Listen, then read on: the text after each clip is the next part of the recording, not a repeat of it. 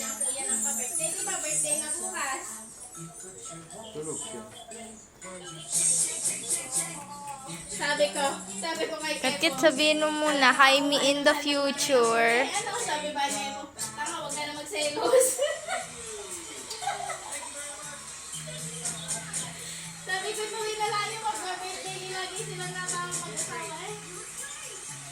Naalin mo sa kanilang dalawa.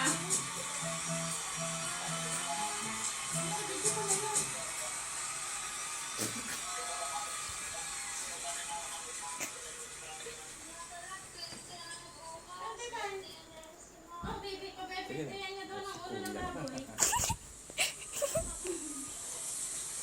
Hindi niya alam na tumamatay. Ha? Tapos si Ann hindi niya din alam na kailang tawag niya sa kanina. Ay, naku, may alis